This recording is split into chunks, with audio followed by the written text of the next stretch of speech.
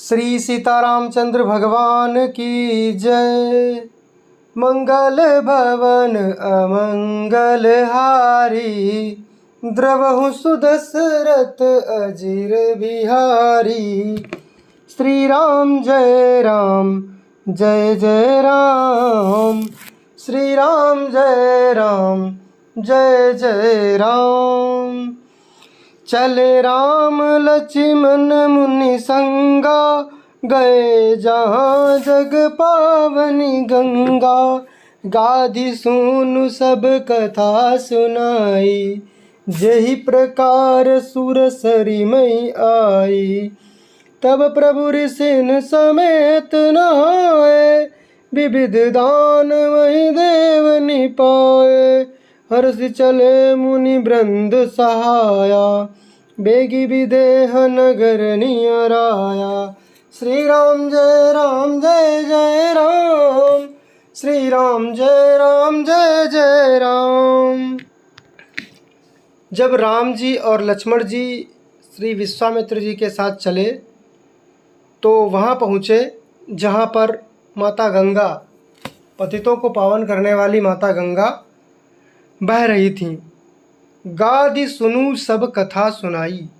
जो गाधि के पुत्र हैं अर्थात श्री विश्वामित्र जी, उन्होंने वो सब कथा सुनाई। जही प्रकार सुरसरी मह आई, जिस प्रकार देवताओं की नदी सुरसरी यानी गंगा जी पृथ्वी पर आईं। अर्थात विश्वामित्र जी ने श्री राम लक्ष्मण जी को बताया कि किस प्रकार आपके राजा जो पूर्वज थे, राजा सगर, उनके 60,000 पुत्र कपिल मुनि के श्राप के द्वारा भस्म हो गए थे और उनको मुक्ति प्रदान करने के लिए राजा भगीरथ किस प्रकार माता गंगा को पृथ्वी पर लाए, ये सब कथा सुनाई। तब प्रभु ने ऋषियों सहित गंगा जी में स्नान किया। ब्राह्मणों ने भांति भांति के दान पाए। फिर मुनि वृंद के साथ वे प्रसन्न होकर चले और शीघ्र ही जनकपुर के निकट पहुँच गए। पुर रम्यता राम जब देखी, हर से अनुज समेत बिसेकी। बापी कूप सरित सरनाना, सलिल सुधा सम मनि सोपाना। गुंजत मंजुमत रस भृंगा, कूजत कलबऊ बरन वियंगा। बरन बरन विकसे बन जाता, त्रिविध समीर सदा सुखदाता। श्री राम जय जय राम, श्री राम जय जय राम। पुर रम्यता राम जब देखी, अर्थात जनकपुरी की जब शोभा श्री राम जी ने देखी, तब वे छोटे भाई लक्ष्मण जी सहित अत्यंत प्रसन्न हुए, अत्यंत हर्षित हुए। वहाँ अनेकों बावलियाँ, कुएं, नदी और तालाब हैं जिनमें अमृत के समान जल है और मड़ियों की सीढ़ियाँ बनी हुई हैं। अर्थात जनकपुर में पानी की कोई कमी नहीं है और पानी की उचित व्यवस्था राजा ने कर रखी है। मकरंद रस से मतवाले होकर भंवरे सुंदर गुंजार कर रहे हैं। रंग बिरंगे पक्षी मधुर शब्द कर रहे हैं। रंग रंग के कमल खिले हैं। सदा सुख देने वाला शीतल मंद सुगंध पवन बह रहा है। सुमन बाटिका बागवन, विपुल विहंग निवास। फूलत फलत सुपल्लवत, सोहत पुर चहु पास। पुष्प वाटिका, बाग और वन जिनमें बहुत से पक्षियों का निवास है, फूलते फलते और सुंदर पत्तों से लदे हुए नगर के चारों ओर सुशोभित हैं। बनैन बरनत नगर निकाई, जहाँ जाई मन तहाँ लोभाई। चारु बाजारु विचित्र अमारी, मणिमय विधि जनु सकर संवारी। धनिक बनिक बर धनद समाना, बैठे सकल वस्तु लय नाना।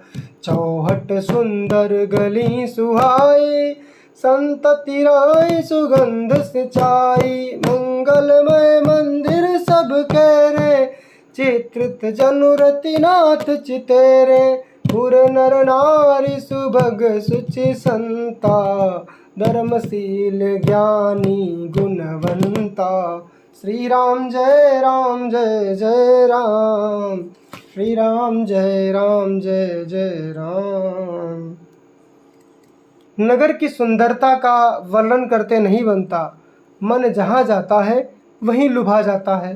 अर्थात ऐसी कोई चीज़ नहीं जिस पर मन न लुभाता हो।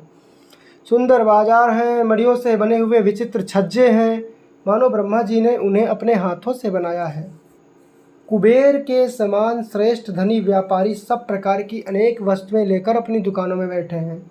सुंदर चौराहे और सुहावनी गलियां सदा सुगंध से सिंची रहती हैं।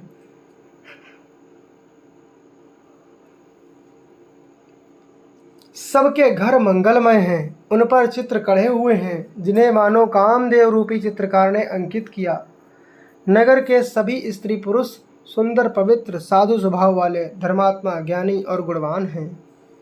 अति अनूप जहाँ जनक निवासु, बिथ कहीं विबुध बिलोह की बिलासु।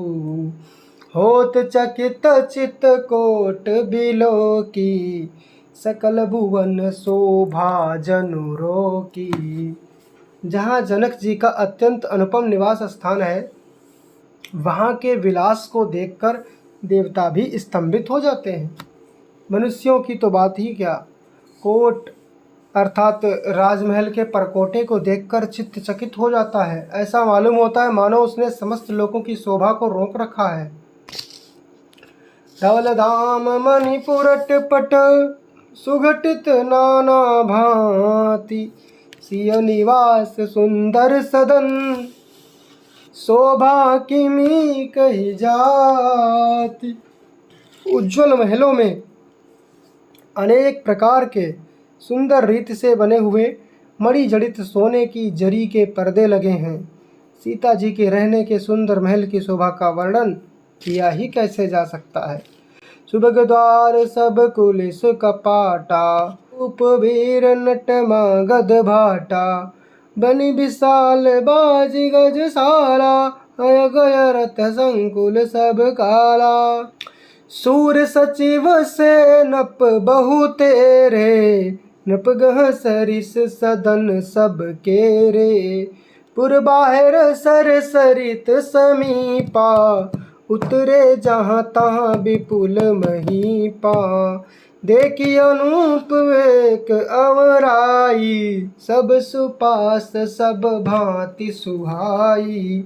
कौसुक कहे मोर पनुमाना, यहाँ रहिय रघुबीर सुजाना। राजमहल के सब दरवाजे सुंदर हैं, जिनमें वज्र के समान मजबूत किवाड़ लगे हुए हैं। वहाँ राजाओं, नटों, मागधों और भाटों की भीड़ लगी रहती है।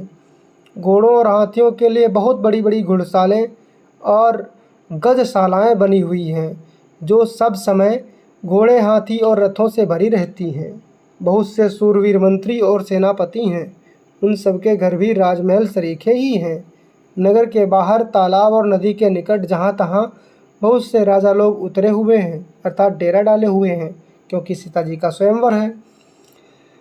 आमों का एक अनुपम बाग देखकर, जहाँ सब प्रकार के सुभीते थे और जो सब तरह से सुहावना था, विश्वामित्र जी ने कहा, हे सुजान रघुवीर, मेरा मन करता है कि यहीं रहा जाए। भले ही नाथ कही कृपा निकेता, उतरे तहाँ मुनि वृंद समेता। विश्वामित्र महामुनि आए, समाचार मिथिलापति पाए। कृपा के धाम श्री रामचंद्र जी बहुत अच्छा स्वामिन कहकर वहीं मुनि के समूह के साथ ठहर गए। मिथिलापति जनक जी ने जब यह समाचार पाया कि महामुनि विश्वामित्र आए हैं, संग सचिव सुचि भूरि भट, भूसुर बर गुर ज्ञाति। चले मिलन मुनि नायक ही, मुदित राव यही भांति। तब उन्होंने पवित्र हृदय के ईमानदार स्वामी भक्त मंत्री, बहुत से योद्धा, श्रेष्ठ ब्राह्मण, गुरु शतानंद जी और अपनी जाति के श्रेष्ठ लोगों को, अर्थात अपने ही जो परिजन थे उनको लिया और इस प्रकार प्रसन्नता के साथ राजा मुनियों के स्वामी विश्वामित्र जी से मिलने चले। अब आगे की कथा अगले वीडियो में, तब तक के लिए कमेंट बॉक्स में जय जय श्री सीताराम अवश्य लिखें।